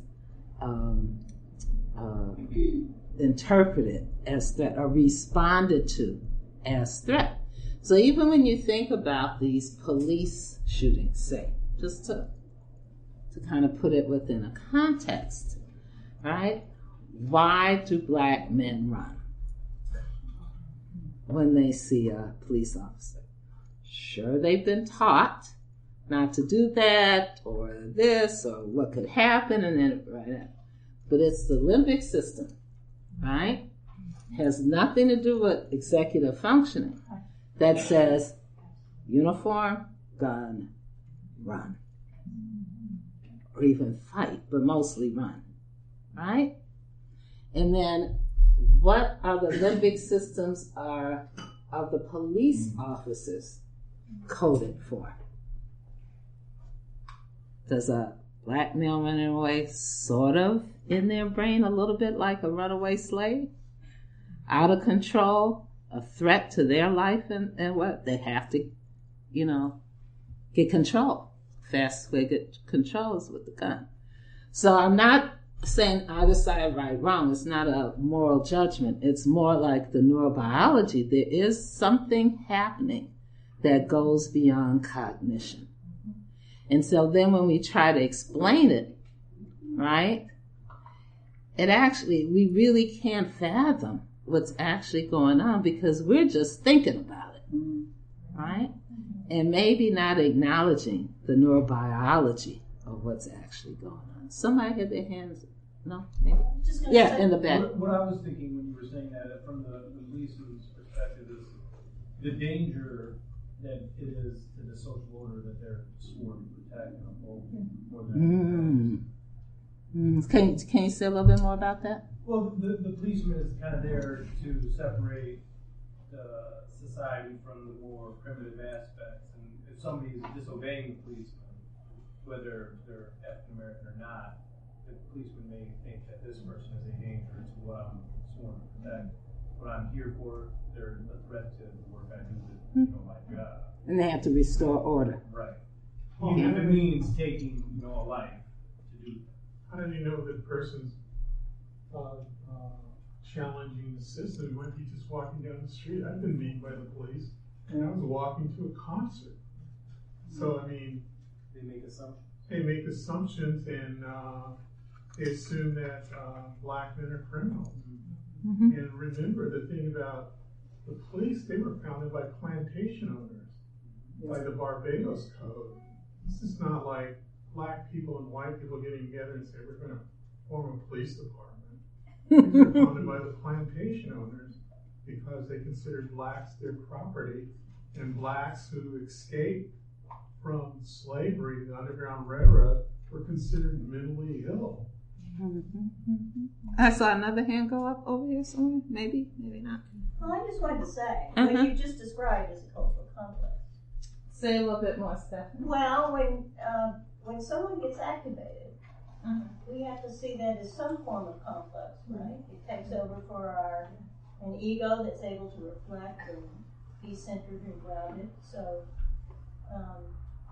what happens in those moments might be related to the personal unconscious, something that happened personally to someone as they were growing up, some type of impingement. But it could also have to do with cultural complex. When the African American man sees the uniform and the gun and he runs, he's not able to be in touch with his ego in those moments. He is overtaken by the complex that says he won't survive because historically, culturally, African American men were beaten, and he could be in danger, so he must run. So there is a way that what you're describing neurobiologically is also what we're talking about in terms of a conflict. And many of you have seen some of the new research out there on some of the intergenerational aspects of trauma, so that if a grandparent has experienced something, you're more likely to have a phobic response, literally, to it. And so, I think it's very profound, and it really fits exactly with what we're talking around.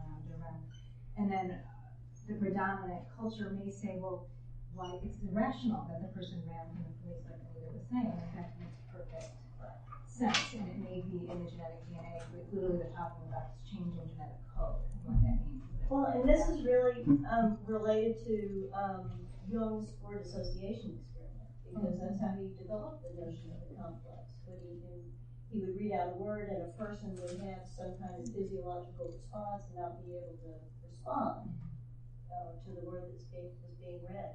But the other thing he noticed was that very often members of the whole family had the same response, even though they may not have experienced a particular trauma. So you're on something, especially mother daughters. And I can't help but think of, for whatever reason, thinking about these aspects of the complex and how it's triggered in that way, but like the predator-prey relationship, and how they're running not only the cultural complex that's triggered, but the running away. And also, when we think about that relationship in animals and how the movement prompts the response as well, and how that might play into it too. It's just a thought, and I don't know how to make sense of it yet. I think you're onto something. And I want to just have you look at this. And this was sort of a different kind of look at sort of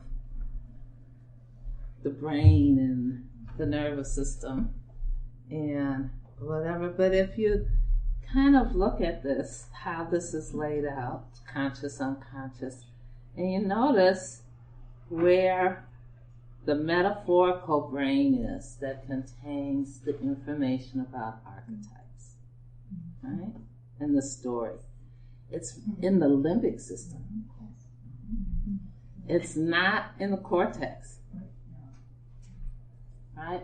So it really doesn't contain executive functioning. Right? And when the vulnerability or threat goes up, the conscious cortical structures go totally offline. And this is only what you're dealing with, the limbic and the reptilian. Right? And so I was looking at that, and I know Stephanie's trying to help me learn this stuff. No.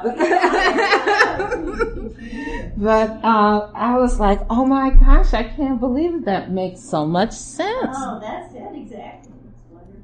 Right. It's nonverbal. It's based on image, sensation. There are some base patterns. So that pattern of running away, needing control, all that sort of thing. Long-term memory, and if it's in the limbic system, it doesn't have date and time stamps. It's implicit memory. It's not explicit memory, this long-term memory. So is it ancestral memory, even, that's wired into our limbic system? I think so. And low involvement processing. It's not taking the long route to go up through our cortical structure. It's very much like activation, reaction, activation, reaction, activation, reaction. Right? And, yes, I just thought this was an interesting, right? And then over here, the character archetype story. The carrying of the archetypal narrative. Where is that from? Oh, thank you for... Maybe you'll give me your card and I can even... It's from one of my presentations, but for some reason I don't know where I got it from. But I'll try and find out because I'm curious myself. But I do it I use it in... I couldn't remember. I was trying to remember and I just found it yesterday where I had that slide. And because I was thinking about, wow, I think I remember that it actually contained in how archetypes are stored in the brain and in the nervous system. And I found it last night. And it's in my presentation on self-regulation, actually. Right? And so I think about, all the times when we act. Now, Stephanie's been trying to tell me that fundamentally, there's a piece of this that doesn't change. And you said, right? I said, well, we can overcome this, right? We can transform it and overcome it. And you said, it's always there. It's always there, Stephanie. It's the awareness. Right. So I said, I have these 6 steps in terms of self-regulation. And I think they're primarily, like I said, I mostly do trainings for therapists. That I think it would apply to anyone. And I said, I think the police, like everybody, should get this information, these 6 steps. That first we have to kind of attune, right, to like our own activation. Just even notice that we're activated, right? And then we have to accept what's already here. That activation's already here. That narrative's already here. That history's already here. The traumatization's already here. We have to accept that that actually is already here. Right? Even when I don't want to think it's here, it's actually already here. And then regulate myself. I'll use myself. Regulate it like kind of bring it into consciousness, work with it or whatever, and reflect and evaluate. All right? And then in a mindful way, do something or intervene or whatever. But oftentimes, you know what I think happens? I think oftentimes we go from 1 to 5. We go to noticing, activation, and then acting. Right? And often the acting is not mindful. And then kind of integrating it into the consciousness. Right? And I told Stephanie this story, and then I'll end because the time I want people to be able to talk and bring things up if they want. About 7, 8 years ago, maybe, I was doing a presentation with Mary Jo at the Naomi Ruth Cone conference. It's a conference they have in the spring every year in Evanston, and it's named after a woman by her parents. They start this conference, and the parents, she committed suicide. She was a social worker who had major depression and eventually committed suicide. And her parents do this conference once a year. And Mary Jo and I were doing this presentation. Just so happens it's in the synagogue, and the basement, the air conditioning was out. And so it was kind of crowded. And I got up to talk, and everybody in the audience was sort of middle-aged and older and white. And they had this look of disapproval on their face. And I froze. I went into a freeze. I couldn't talk. I said, Mary Jo, you gotta talk. You gotta take off. She goes, huh? I said, I can't talk. You gotta get up. And I sat down. And she got up and she acted like, it was okay. Like nothing, she didn't even say anything. She just went on and she just did the presentation. And then this dissociated image came into my mind of when I was like about 7 years old. I was in New Orleans and I'd taken my little cousin Marie Chanel to get her allergy shots. And my grandmother had given us money, I was so proud, to stop on Canal Street, which is sort of like State Street in New Orleans. Canal Street to get a hot dog, French fries, and a Coca-Cola. So we came back from the doctor's. We were going to switch streetcars on Canal Street. And then I took her and we went into the store, and the name of the store is Maison Blanche. Anybody know what that means? Mm-hmm. White House, yes. And I went up and I said, well, I had 2 hot dogs, 2 French fries, and 2 Coca-Colas. And the woman looked at me and she goes, can't eat in here. You gotta go around the back to the annex. And so I was holding my little cousin's hand, because she's 3 years younger than me, and we turned around, and it was sort of like this walk of shame past all these white faces with this look of disapproval. And so when I was given the presentation, I reacted based on what had happened when I was 7 years old. I was in the same mind state, and I was just as ashamed, just as frozen, just as traumatized as I had been then. But now that I know it, right, it's in my consciousness, I can regulate it. I know you guys aren't those people in Maison Blanche, right?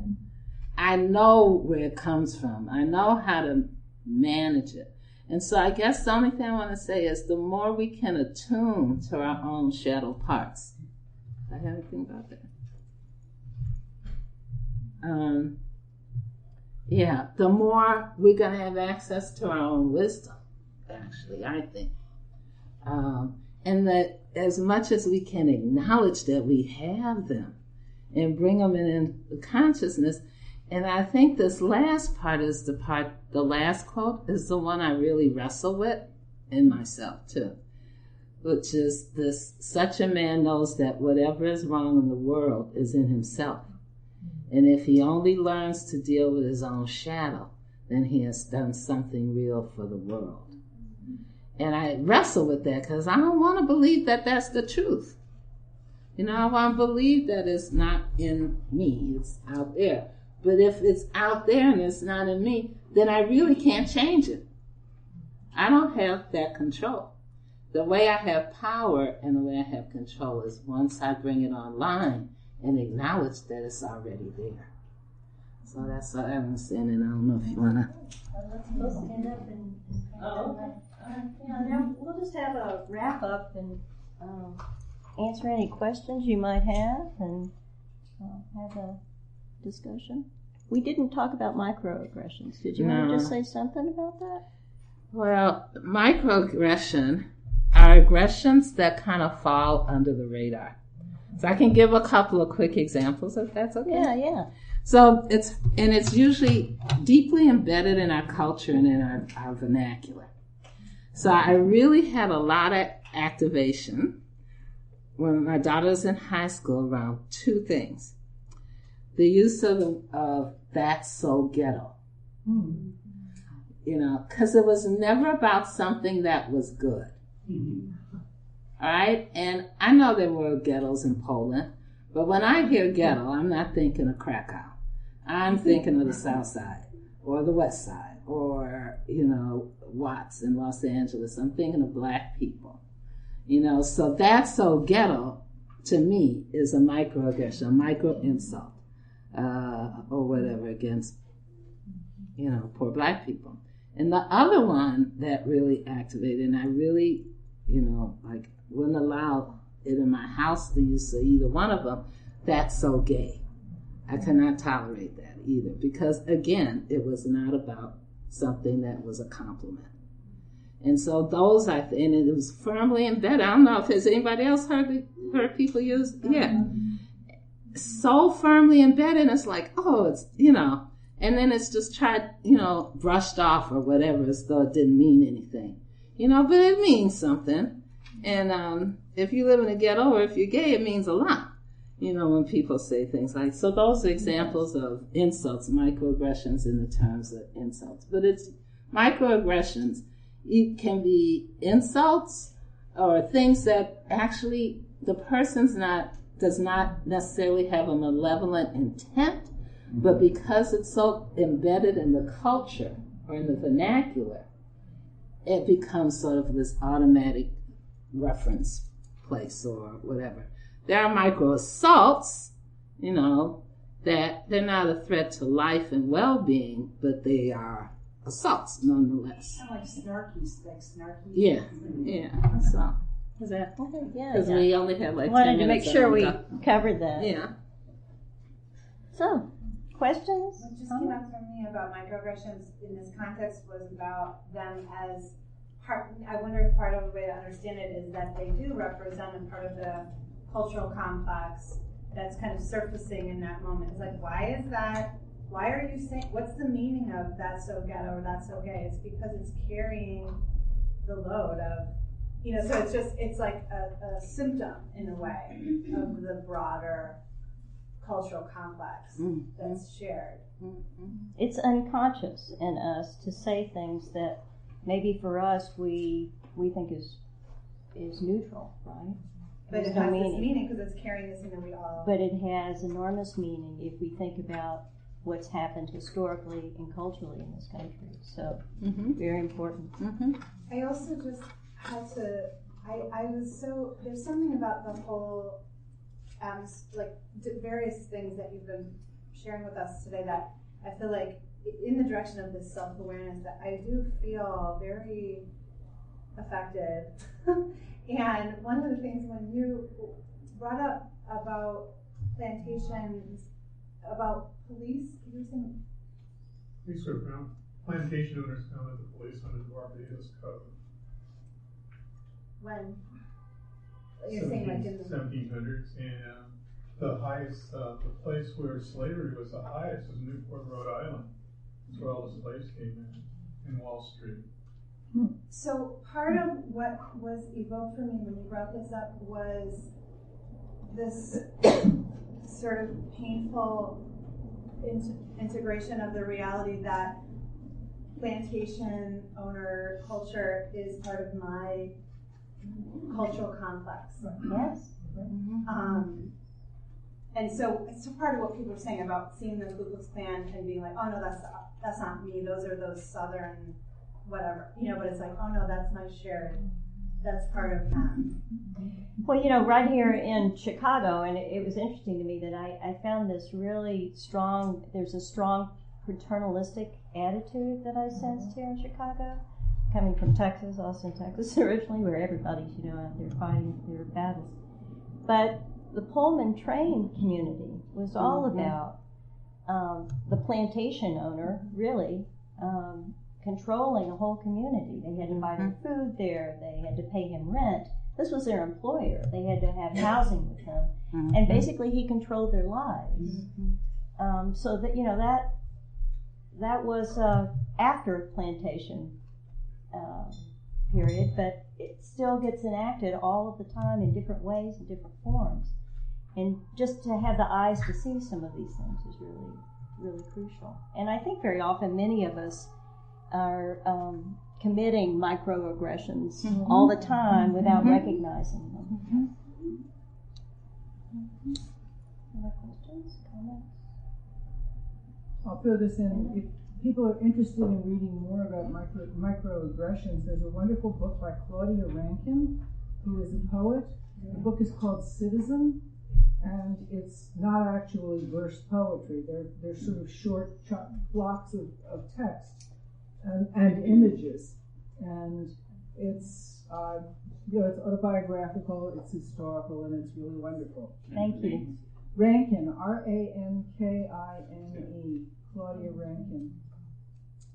Oh, is it E on the end? It has an E on the end. Yeah. I want to write that down. Yeah, you'll love it. She's wonderful. And the name of the book again? Citizen. One thing I wanted to bring up is that I know we've been talking about African American, but when you do research with some other immigrant groups or refugee groups like I've done with the Hmong people who have a little darker skin, especially they stay up about it, they get darker in the summer when they go out and work in the gardens. But a lot of times they wouldn't judge race in the same way we do. In fact, I was puzzled one time when I had a garden with them, and the Hmong people who didn't know me thought I must be Hmong because I was behaving like a Hmong person. So the skin isn't always the important, skin feature isn't always the important factor, but the context in which you're in and behaving. And because they'd given me a Hmong name, I must be Hmong. I was eating their food. Well, who else would eat this kind of food but a Hmong person? But I'm not Hmong. And then they went on and, well, then you must be Chinese or you must be Korean. So they were very confused. Or your husband must be Hmong, because you'd have to cook this kind of food for him. All right, is this the Hmong, like the... It's not Hmong, but it's Hmong? Okay. The air out here. Oh, okay, but it's spelled with an H, right? Because when I've taught the cultural complex before, I showed the film Gran Torino, which I thought was an excellent example of cultural complex, and the man having to confront that within himself. Yeah. It's just that it was kind of confusing because I very thought, well, I'm clearly white, Right. I'm clearly not mom, but they were very confused because That was very helpful. It's extremely complicated. Yeah. Did you have your hand up? Yeah, I like to find literature to support some of the analytic ideas. And one thought I had was Chinua Achebe. Yes. Who? Chinua Achebe. He's African, so the name is okay. for us. But he makes a point that around 1600, it was very convenient for Europe to have an oven. Just at the dawn of colonialism, that suddenly there was an economic incentive to put the other on the Africans, and they can emerge, the Caucasian can emerge proud and erect. And, isn't that not projecting the complex cultural complex? And we've all benefited. Well, I mean, you could say manifest destiny is a cultural complex, right? Oh, yeah. Anything else? You all have been wonderful. Well, thank you. Thank you for your patience.